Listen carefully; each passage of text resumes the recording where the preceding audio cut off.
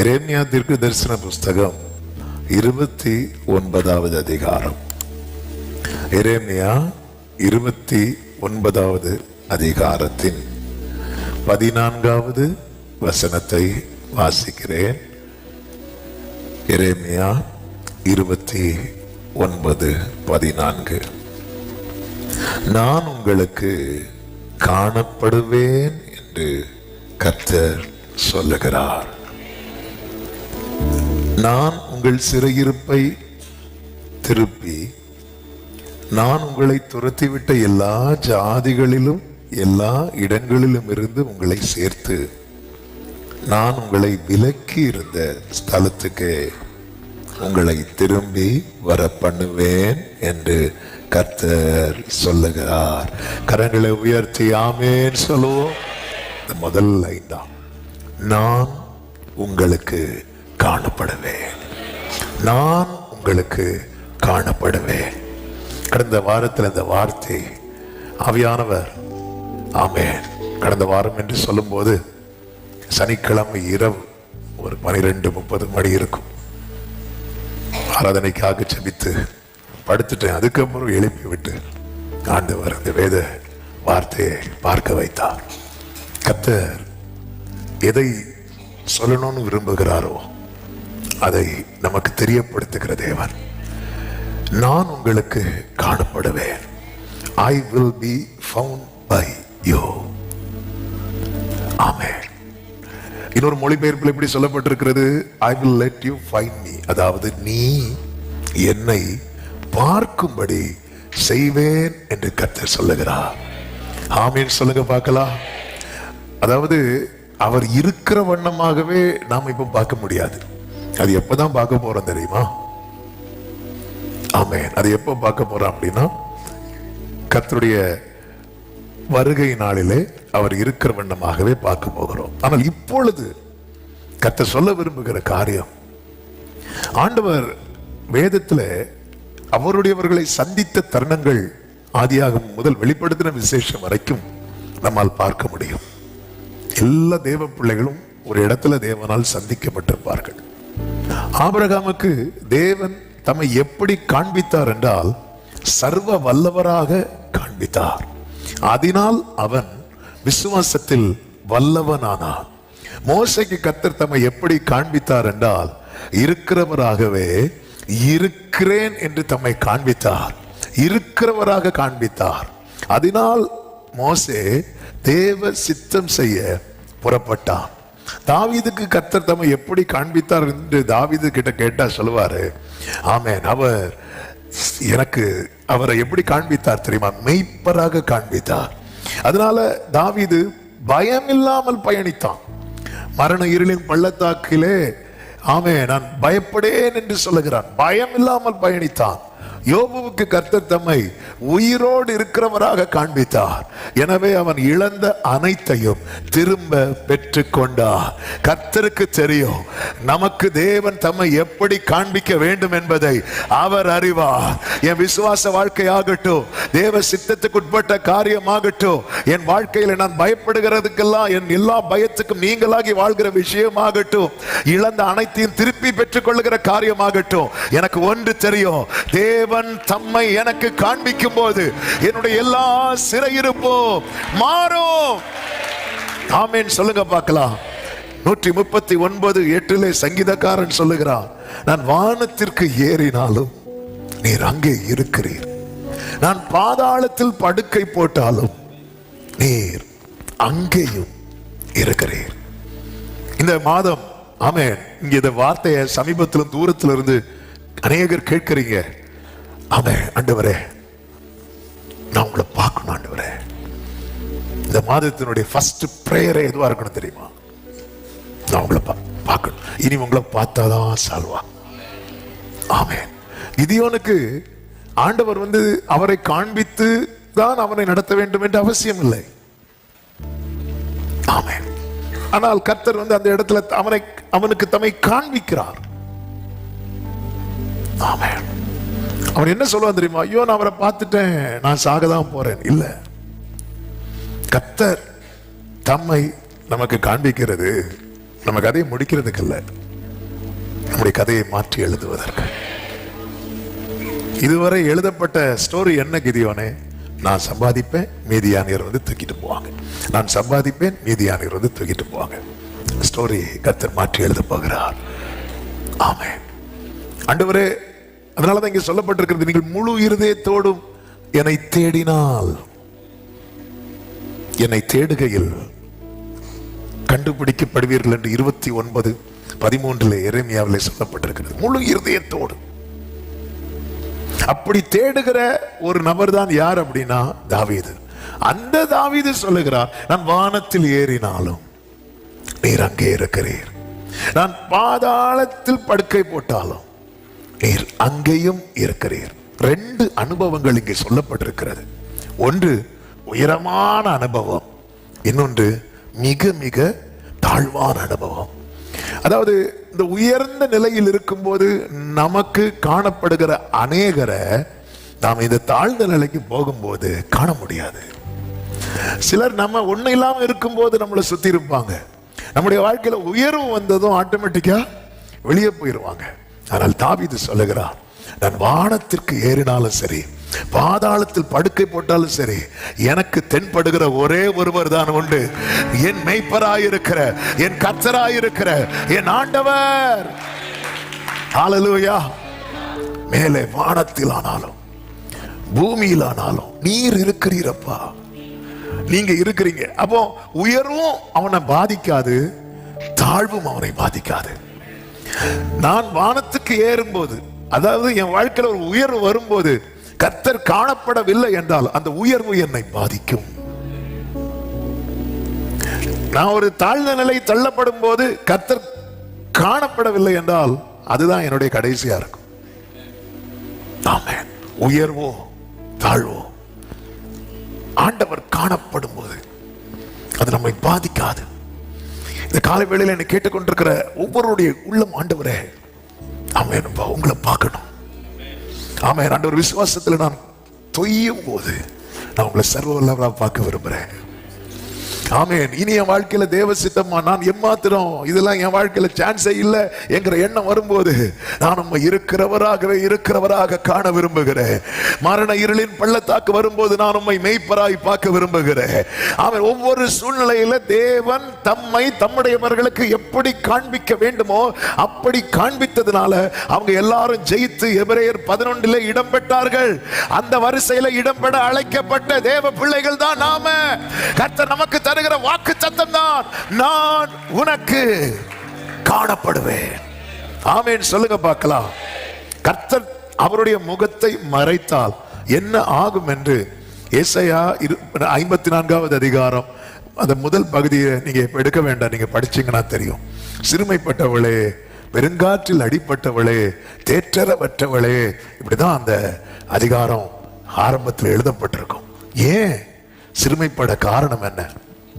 பெருங்காற்றில் அடிக்கப்பட காரணம் என்ன? தேற்றரவு அற்றவளாக காரணம் என்ன? ஆண்டவர் சொல்லுகிறார், நான் இமைப்பொழுது என் முகத்தை உனக்கு மறைத்தேன்.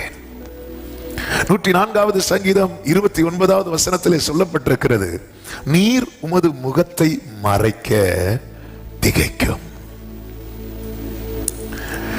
ஆண்டவருக்கு தெரியும், ஆண்டவரே உமக்கு காத்திருக்கிறோம்ப்பா, நீங்க உங்க முகத்தை மறைச்சிட்டீங்கன்னா அங்கதான் எங்களை நடுக்கம் பிடிக்கும், பயம் எங்களை பிடிக்கும். நீர் உமது முகத்தை மறைக்க திகைக்கும். சீஷர்கள் நடுக்கடலில் தத்தளித்துக் கொண்டிருந்த போது இயேசுவை பார்த்தா இயேசு கண்ணை மூடி தூங்கிட்டு இருக்கிறார். அவங்களுக்கு இப்ப என்னன்னா, இயேசு கண்ணை திறக்கணும். அவர் கண்ணை திறந்துட்டாருன்னா பிரச்சனை சால்வ் ஆகிடும். அவரை எழுப்புறாங்க.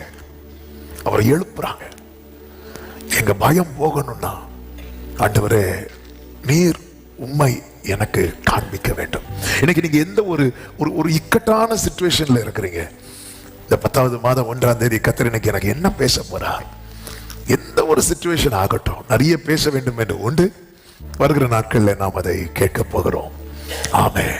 ஆதியாக முதல் வெளிப்படுத்தின விசேஷம் வரைக்கும் ஆமென் நம்ம இதை பார்க்க முடியும்.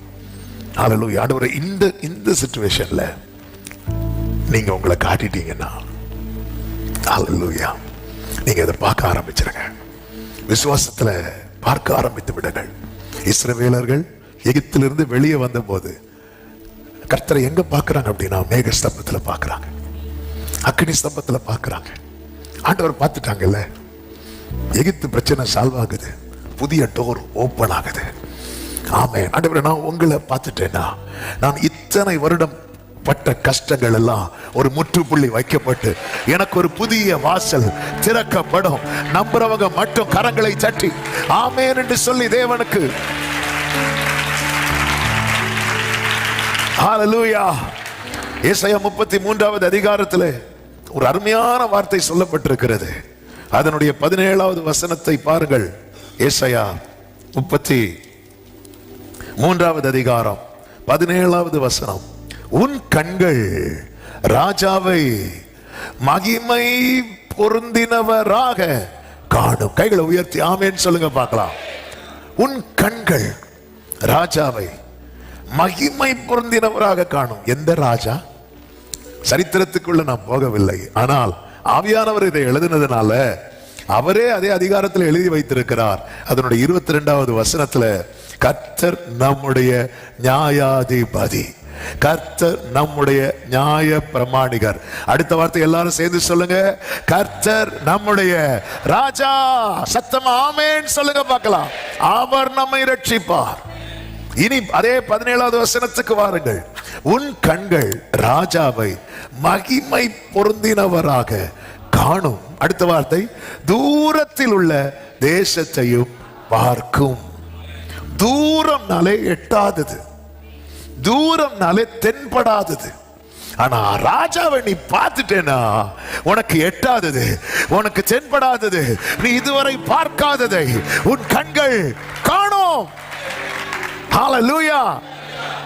அது மட்டுமல்ல, அடுத்த வசனத்தில் என்ன சொல்லப்பட்டிருக்கிறது பாருங்க. உன் மனம் பயங்கரத்தை நினைவு கூறும். கணக்கன் எங்கே? தண்டல்காரன் எங்கே? கோபுரங்களை எண்ணினவன் எங்கே? அடுத்த வசனம் 19. உனக்கு விளங்காத பாஷையும் அரிதற்கரிய ஒரு விதமான பேச்சையும் உடைய அந்த குரூர ஜனங்களை இனி காணாய். ஆமென். ஹல்லேலூயா. அப்ப தேவனை நம்ம காணும் போது சிலதை கர்த்தர் காணவே விட மாட்டார், சிலதை கர்த்தர் பார்க்க வைப்பார். எகிப்திலிருந்து இஸ்ரவேலர்கள் புறப்பட்டு மேகஸ்தம்பத்தில் கர்த்தரை பார்த்த போது எகிப்தியரை இனி அவங்க பார்க்க கூடாதுன்னு ஒரு முடிவு எடுத்துட்டார். ஆமென். எல்லாரும் சொல்லுங்க பார்க்கலாம். நான் கர்த்தரை பார்ப்பேன், அதனால் சில காரியங்களை இனி நான் பார்க்க போகிறது இல்லை, ஆனால் பல நன்மைகளை என் கண்கள் பார்க்க போகிறது. விசுவாசிக்கிறவங்க மட்டும் ஆமென் சொல்லுங்க பார்க்கலாம்.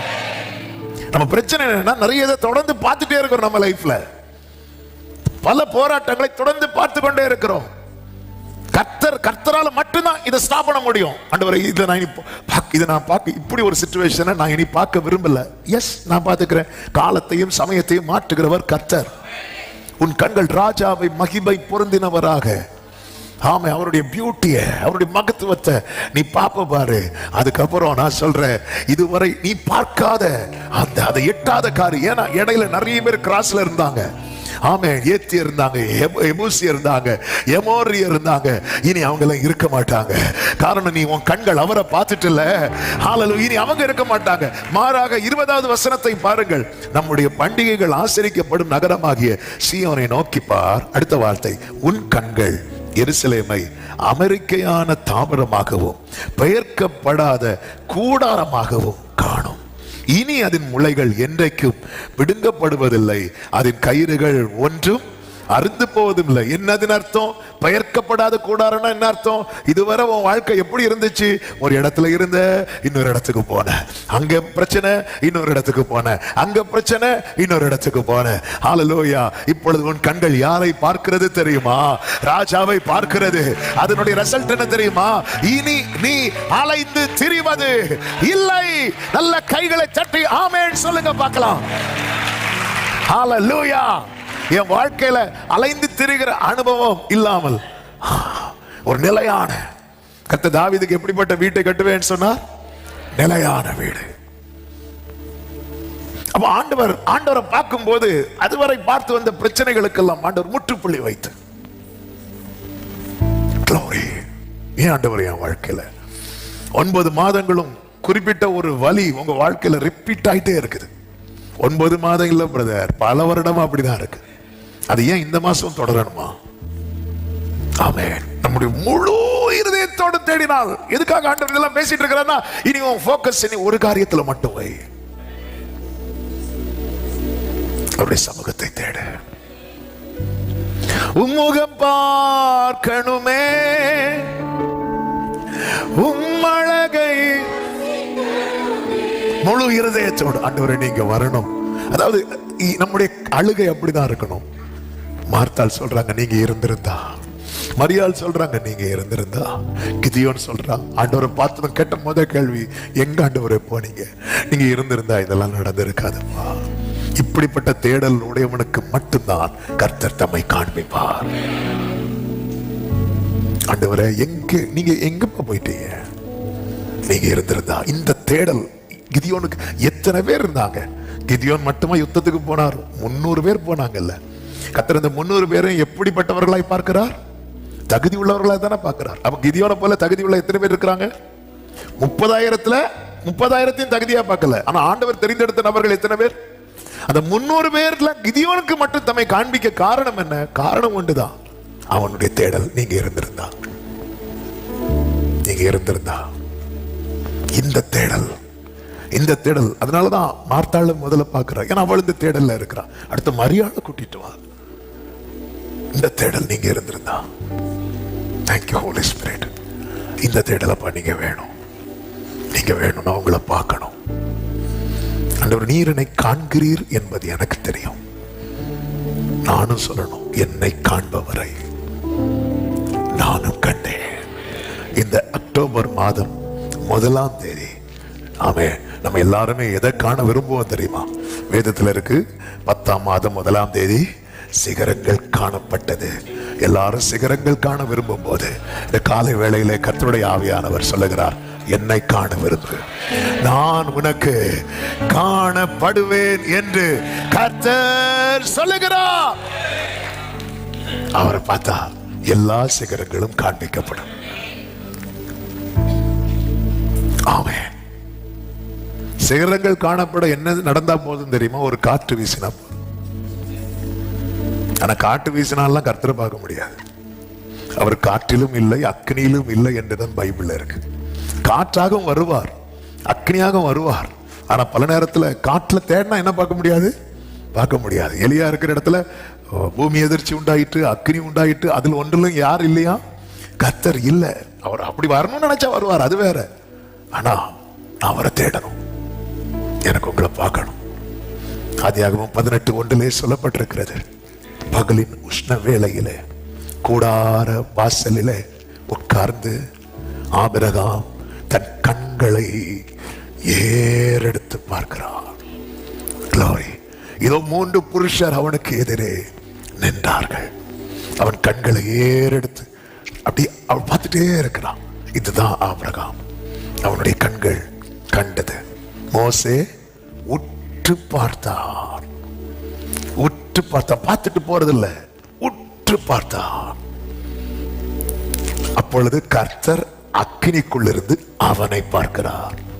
நம்மை எப்பொழுதும் காண்கிறவர் நம்மை சந்திக்கும் தருணத்திலே நாம் பார்த்த பிறகு பார்க்கும்படிக்கு வெயிட் பண்ணிட்டு இருக்கிறார். இந்த பார்வை ரொம்ப விசேஷமானது. நான் அவரை பார்க்க, அவர் என்னை பார்க்க, இந்த சந்திப்பு நடக்கும் தெரியுமா? இங்கே நிறைய மாற்றங்கள் உண்டு. ஆமென். இந்த இடத்துலதான் உண்மையிலே மனம் திரும்புதலே நடக்கும். பேதுரு அவரை மறுதலிக்கும் போது யாரை பார்த்துட்டே தான் அவரை தெரியாதுன்னு சொன்னா தெரியுமா? இயேசுவை பார்த்துட்டே சொன்னான். சொல்லும் போது இயேசு அப்படி திரும்பி பார்க்கிறார் பாருங்க. 2 பார்வையும் சந்திக்குது. பேதுரு உடைஞ்சிட்டான். ஆமென். வாழ்க்கையில உண்மையான மனம் திரும்புதல், உண்மையான ரட்சிப்பு சந்திக்கிற இடம். தமஸ்குவுக்கு போகிற வழியில அதுதான் நடக்குது. அவன் தரிசனம் கண்டான் என்று பைபிள்ல இருக்கிறது. அந்த பார்வையில தான் அவன் கண்கள் இருக்கிற செதில்கள் எல்லாம் கீழே விழுது. ஒரு புதிய பார்வை. அவனுக்கு அதுவரை லாபமா இருந்த அனைத்தும் நஷ்டம் என்றும் குப்பை என்றும் அவன் தள்ளினான். மீதியானியருக்கு அதுவரை பயந்து கொண்டிருந்த கிதியோன் இந்த பார்வை அவரை பார்த்த பிறகு, அவரை சந்தித்த பிறகு அவனுடைய நிலைமையே வேற. எல்லாரும் லோத்து வர சோதோமுக்கு கீழே இருக்கும் போது சோதோமின் ராஜாவுக்கு முன்பதாக அப்படி நெஞ்ச நிமித்திட்டு ஆபிரகாமுக்கு எப்படி நிக்க முடிஞ்சதுன்னா மெல்கிசேதேக்கை அவன் பார்த்துட்டு வரான். இந்த அக்டோபர் மாதத்துல நீங்க பார்க்க வேண்டியவரை பார்த்துட்டு போங்க. எது எது உங்களால ஃபேஸ் பண்ண முடியலையோ அதெல்லாம் ஃபேஸ் பண்ண வைப்பா. என் வாழ்க்கையில் ஆண்டவர் இதை நான் பார்க்க விரும்பலப்பா. உங்ககிட்ட நீங்க உங்க எதெல்லாம் நீங்க பார்க்க விரும்பல அப்படின்னு கேட்டா ஒரு பெரிய பட்டியலை போடுவோம். எதெல்லாம் பார்க்க விரும்புறீங்க அப்படின்னு கேட்டா ஒரு பட்டியல் வரும். ஆமே, இது ரெண்டுமே நடக்கும். அதுதான் கர்த்தர் ப்ராமிஸ் பண்ணி இருக்கிறார். புரிந்து கொள்ள வேண்டும். என்னுடைய இருதயம் கர்த்தரை தேடட்டும். எப்படி தேடணும் தெரியுமா? முழு இருதயத்தோடு, முழு இருதயத்தோடு. அந்த ஏக்கம், அந்த தேடல் அது நமக்குள்ளே இருந்து கொண்டே இருக்க வேண்டும். அந்த தேடல் உடையவர்களாய் நாம் காணப்பட வேண்டியது அவசியமா இருக்கிறது. அந்த தேடல் நமக்குள்ளே உண்டாகும் போது ஆண்டவர் சொல்றார், நீங்க தேடுகையில் தேடுகையில். அந்த வசனத்தை பாருங்கள், 29 அதனுடைய 13வது வசனம். உங்கள் முழு இருதயத்தோடும் என்னை தேடினீர்களானால் என்னை தேடுகையில் கண்டுபிடிப்பீர்கள். எல்லாரும் கேட்கிறவர்களாய் இருக்கிறோம், தேடுகிறவர்களாய் மாறும். ஜெபத்தின் அடுத்த நிலைதான் தேடுதல். கேட்பதுன்னா எனக்கு அவர் தூதன் அனுப்பினாலும் போதும், எனக்கு பதில் எப்படியாவது வந்தா போதும். தேடுதல் அப்படின்னா எனக்கு அவர் தான் பார்க்கணும், அவர் தான் வரணும். அல்லேலூயா. யாபோக்காட்டின் கரையில ஏணி வச்சு தூதர்கள் ஏறி இறக்குனா அங்க கதை நடக்காது, அங்க அவர் தான் வரணும். யாக்கோபு அவரை சந்திக்கிறான். 20 வருஷம் ஃபேஸ் பண்ண முடியாத பிரச்சனை, ஏசா பிரச்சனை. 20 ஏசா என்னைக்கு இருந்தாலும் என்னைக்குனாலும் ஏசா பிரச்சனை எனக்கு இருக்கதான் செய்யும். கர்த்தரை ஃபேஸ் பண்ணா பாருங்க. இத்தனைக்கும் 20 வருஷத்துக்கு முன்னாடி யாக்கோபு தனியா தான் இருந்தான். ஆனா இப்பொழுது யாக்கோபுக்கு வேலைக்காரங்கள்லாம் இருக்கிறாங்க, 2 பரிவாரங்கள் இருக்கு. அதனால ஃபேஸ் பண்ண முடியல. நம்ம ஒண்ணு இல்லாத போது ஃபேஸ் பண்ணாத பல பிரச்சனைகளை இன்னைக்கு எல்லாம் இருக்கும் போதும் ஃபேஸ் பண்ண முடியல. ஆமென். இன்னும் சொல்ல வேண்டுமானால் யாக்கோபு முதல்ல ஏசா ஃபேஸ் பண்ண முடியாம ஓடுனால, அப்போ அவனுக்கும் ஆண்டவருக்கும் சம்மதம் கிடையாது. இப்போ ஆண்டவர் அவனை சந்திக்கிறார், பேசுகிறார், எல்லாம் உடன்படிக்கையை கொடுக்கிறார், வாக்குத்தத்தம் கொடுக்கிறார், எல்லாமே இருக்கு. இருந்தும் ஃபேஸ் பண்ண முடியல. இனி ஃபேஸ் பண்ணணும்னா ஒரே வழிதான் இருக்கு. என்ன? நீ அவரை ஃபேஸ் பண்ணணும். நீ அவரை ஃபேஸ் பண்ணணும். நீ அவரை ஃபேஸ் பண்ணணும். அப்பதான் ஆண்டவர் கேட்பார்ல, நீ உன் பேர் என்ன அப்படின்னு. யாக்கோபு உண்மையிலேயே தான் யார் என்பதை உணர்ந்த டைம் அது. நான் ஆண்டவரை சந்திக்கும் போதுதான் உண்மையிலே நான் யாரு, நான் எந்த சிச்சுவேஷன்ல இருக்கிறேன் என்பதை தான் யார் என்கிறதை உணராததுனால தானே நாம ஈசாக்கு முன்னாடி என்ன சொல்வாரு? ஏசா என்பார். நம்மை குறித்த உணர்வு இல்லாததுனால நாம் நம்மை குறித்து நம்ம நினைக்கிறது எல்லாமே தப்பு. நான் மேற்கொள்ளுவேன். பேதுரு சொல்வார்ல, நான் உம்மோடு கூட காவலிலும் வர ரெடியா இருக்கிறேன் அப்படிமா. யாக்கோபு ஈசாக்கை விட்டு வெளியே வந்ததும் செஞ்ச முதல் வேலை என்னவா இருக்கும்னு நினைக்கிறீங்க? யாக்கோபு ஈசா கிட்ட எப்படி போவான்? ஏசாவா எப்படி போவான்? ஆபரேஷன் பண்ணிட்டா. அப்போ ஏசாவின் வஸ்திரத்தை போட்டுட்டு போவோம். அப்ப ஈசாக்கு விட்டு வெளியே வந்ததும் யாக்கோபு என்ன செஞ்சிருப்பாரு? ஏசாவின் வஸ்திரத்தை கழட்டி வைப்பான். இதுதான் நடக்கும். நம்ம ஆண்டவர் சமூகத்துல இருந்து அப்படி சொல்லுவோம், ஆண்டவரே நான் உம்மோடு கூட என்ன வந்தாலும் செய்வேன். வெளியே போனதும் அந்த ட்ரெஸ் கலந்துரும், நிக்க முடியாது. நம்ம தேவ சமூகத்துல ஏசாவா தான் நின்றுட்டு இருக்கிறோம். ஆண்டவர் என்ன, நான் பரிசுத்தமாய் வாழ்வேன், நான் அப்படி வாழ்வேன், நான் இப்படி செய்வேன், உம்மோடு கூட காவலிலும் ட்ரெஸ் கலந்துட்டு என்னெல்லாமோ நிக்கிறோம். முடியல. எப்படி? அதனால ஃபேஸ் பண்ண முடியல. ஈசாக்கை விட்டு அந்த தகப்பனுடைய பிரசனத்தை விட்டு போனதும் யாக்கோபு என்ன நினைச்சிட்டு அது கலந்துட்டு, அவ்வளவுதான். ஆமே. நம்ம எல்லாம் ஆலயத்துல நம்மள ரொம்ப அப்படி காட்டிட்டு இருக்கிறோம். ஜெப நேரத்தில் அப்படி காட்டுவோம். நம்மள பிரேட்டை முடிஞ்சதும் கலந்துரும், அந்த ட்ரெஸ், அந்த வேஷம் கலந்துரும். ஆமே. சில நேரத்தில் பார்த்தா நம்மள மாதிரி விசுவாசிக்க யாருமே இருக்காதுன்னு தோணும். ஆனா அப்படியே இன்னொரு டைம் பார்த்தா அந்த விசுவாசத்துக்கு ஒரு ஒரு ஒரு சின்ன அம்சம் கூட நம்ம கிட்ட இருக்காது. இதனாலதான் நம்மளால நிறைய ஃபேஸ் பண்ண முடியல. இது மாறணும்னா நீ ஒருத்தரை ஃபேஸ் பண்ணணும். ஹல்லேலூயா. ஆமென். நீ அவரை ஃபேஸ் பண்ணிட்டேனா நீ ஏசாவை ஃபேஸ் பண்ணுவ. அந்த பிரச்சனை அதோட முடிஞ்சது. இந்த காலை வேளையில ஆண்டவரே, என் வேஷங்கள் எல்லாம் உங்களை விட்டு போனதுக்கு அப்புறம் எல்லாம் உங்க முன்னாடி கலந்துட்டுனா நான் வெளியே போய் ஏமாற மாட்டேன். நான் சொல்றது எத்தனை பேருக்கு புரியுது? ஆண்டவர் சமூகத்துல வேஷம் கலந்துடட்டும். மார்க்கு சுவிசேஷத்துல இருக்கு, டைம் ஆயிட்டு எடுக்க வேண்டாம். இயேசு பஸ்கா ஆசரித்து அதுக்கப்புறம் இயேசு பிடிக்க வருவாங்க தெரியுமா? பிடிக்க வரும்போது சீஷர்கள் எல்லாம் ஓடுவாங்க. ஒரு வாலிபனும் ஓடுவானாம். அவன் ஒரு துப்பட்டி ஒரு லுங்கியை போர்த்துட்டு ஓடிட்டு இருப்பான். அவனை பிடிச்சதும் ட்ரெஸ்ஸு வந்துடும். பைபிள் என்ன சொல்லியிருக்கு தெரியுமா? அவனுக்கு உள்ள ஒண்ணுமே இல்ல, வெறும் மேல உள்ள யார் பார்க்க போறா அப்படின்னு சொல்லிட்டு மேல மட்டும் ஒரு துணியை போட்டுட்டு வந்தான். பிரச்சனைன்னு வந்ததும் அந்த ட்ரெஸ் உருவிட்டாங்க. அதை அவன் போட்டுட்டு ஓடுறான். பைபிள் அது தெளிவா எழுதி இருக்கு. ஆமாம், அதை இப்ப எடுத்து அது ரெஃபரன்ஸ் எனக்கு தெரியல. மார்க் சுவிசேஷத்துல இருக்கிறது, பார்த்தா சொல்லுங்க. 14:52 பாருங்க. 51 52 பாருங்க. 50 இருந்து பாருங்க. எல்லாரும் அவரை விட்டு ஓடி போனார்கள். ஒரு வாலிபன், அது யாருன்னு பேர் போடல ஆண்டவர், பாத்தீங்களா? கேவலப்படுதல. ஆமென். ஒரு வாலிபன் ஒரு துப்பட்டியை மாத்திரம், துப்பட்டினா லுங்கின்னு வச்சுக்கோங்களேன், தன்மேல் போர்த்து கொண்டு அவர் பின்னே போனான். அவனை பிடித்தார்கள். அவன் தன் துப்பட்டியை போட்டுவிட்டு நிர்வாணமாய் அவர்களை விட்டு உள்ளவன் அல்ல. ஆமே, இவர் கூட இவ்வளவு நாள் ஃபாலோ பண்ணிட்டு இருந்தான் பாருங்க. எந்த சீசன் தான் தெரியல. ஆமே, இவ்வளவு நாள் இருந்தான். அவருக்கு முன்னாடி வச்சு நான் ஆவிக்குரிய கண்ணோட்டத்தோடு இதை சொல்றேன். நம்ம எல்லாம் ஆண்டவர்கிட்ட அவன் எப்படி இருக்கிறான் தெரியுமா? துப்பட்டியை போட்டுட்டு இருக்கிறான். ஆனா இன்னொரு பிரச்சனைன்னு வரும்போது, இவனை பெரிய விசுவாச வீரன் சொன்னீங்க, துணியை பிடிச்சதுமே சரண்டர் ஆயிட்டான்.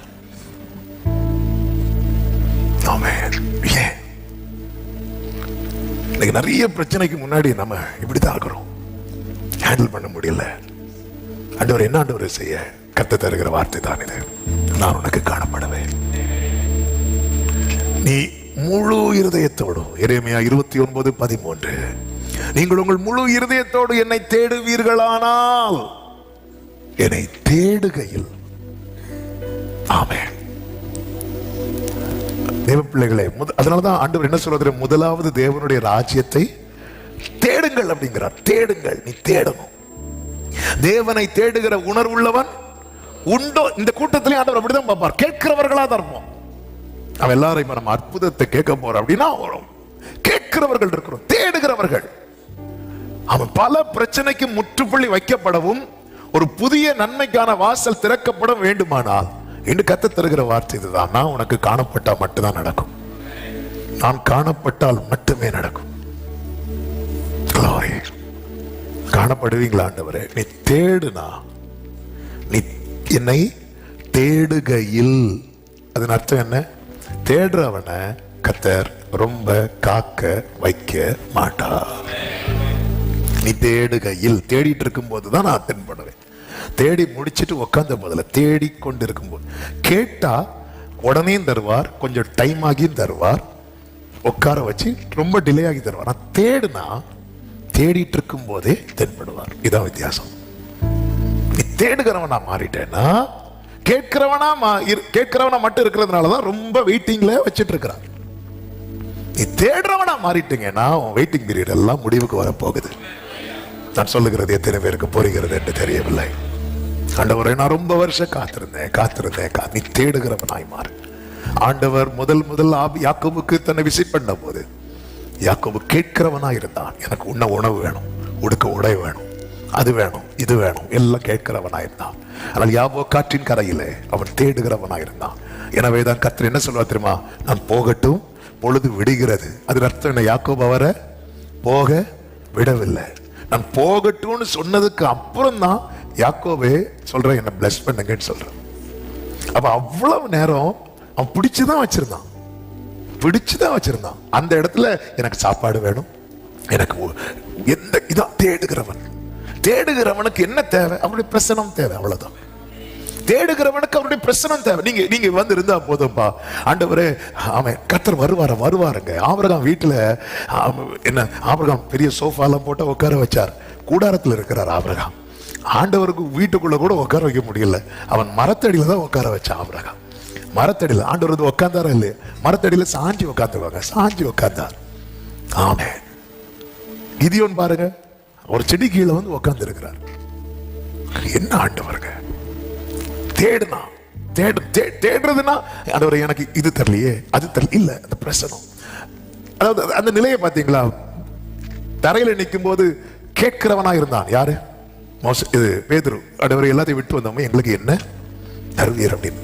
அந்த மகிமையில அந்த மலையில கொண்டு போகும்போது தேடுகிறவன் ஆயிட்டான். அவன் சொல்றான், ஆண்டவர் இங்கே இருந்துரும், இப்படி இருந்துரும்.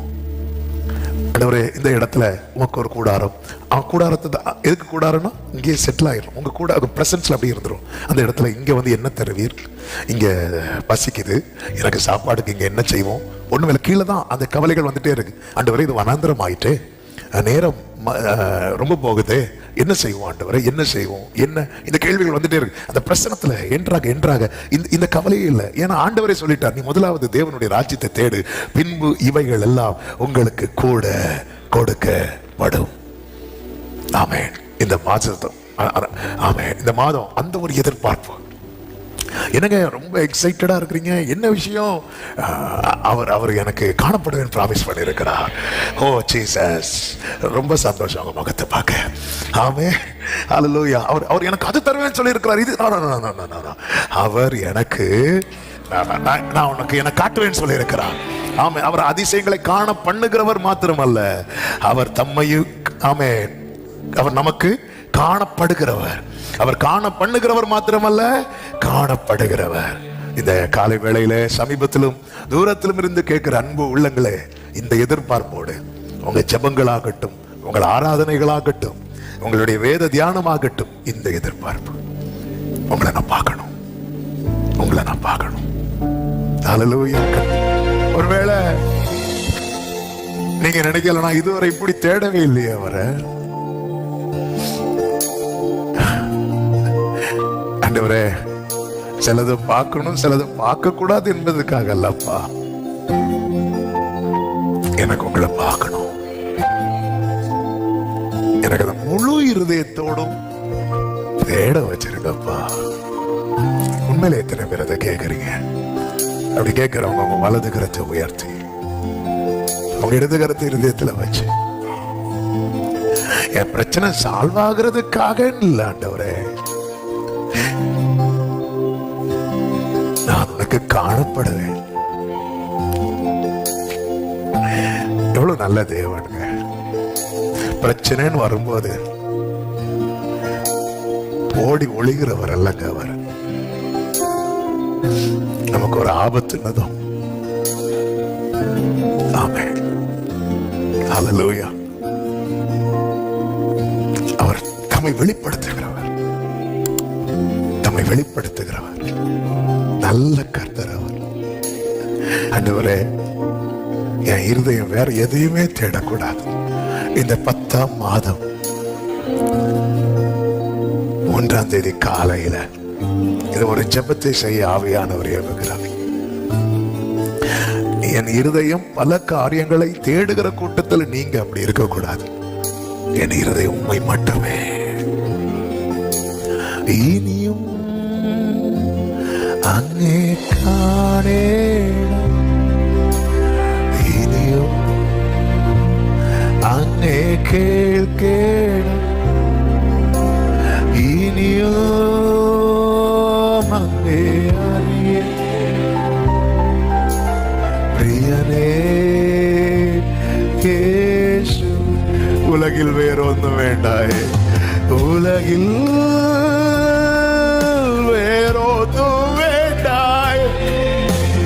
உயரே வேறாருமில்லாயே உலகில்.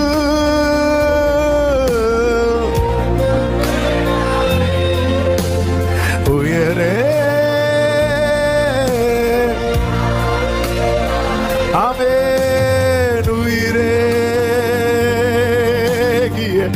இயேசுவல்லாது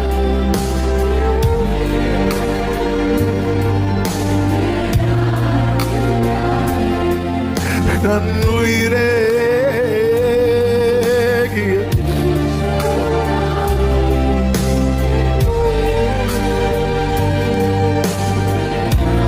பரிசுத்த பிதாவே, நல்ல தகப்பனே, உங்க பிரசன்னத்துக்காக நன்றி.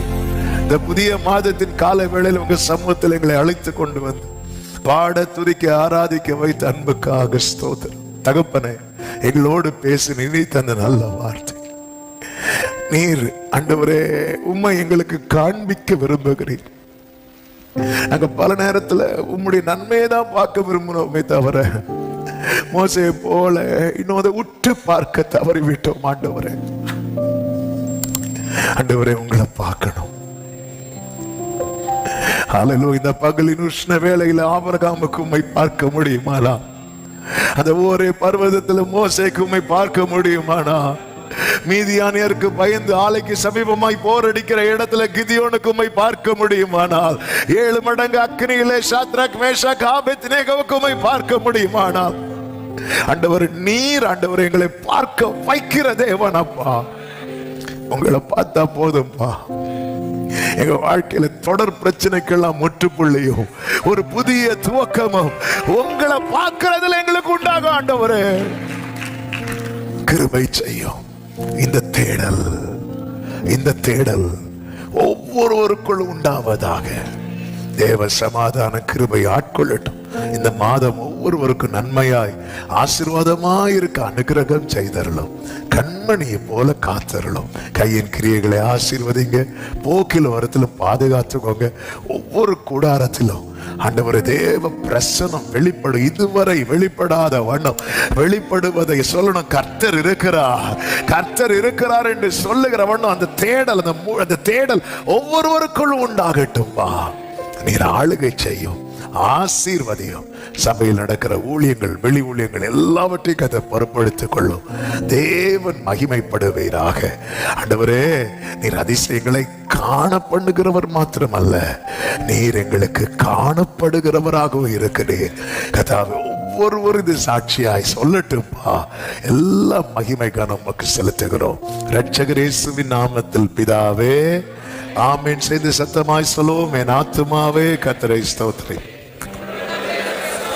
என் ஆத்துமாவே கர்த்தரை ஸ்தோத்திரி. கர்த்தர் செய்த சகல உபகாரங்களை மறவாதே. ஆமென். நம்முடைய கர்த்தராகிய இயேசு கிறிஸ்துவின் கிருபையும் பிதாவாகிய தேவனுடைய அன்பும் பரிசுத்த ஆவியானவருடைய ஐக்கியமும் சிநேகமும் பாதுகாவலும் நம் அனைவரோடும் எல்லா பரிசுத்தவான்களோடு கூட விசேஷமாய் கர்த்தரை முழு இருதயத்தோடு தேடுகிறவர்களோட கூட கர்த்தருடைய வருகை மட்டும் தங்கியிருப்பதாக. ஆமென். ஹல்லேலூயா. God bless you. கர்த்தர் உங்களை ஆசீர்வதிப்பாராக. ஆமென்.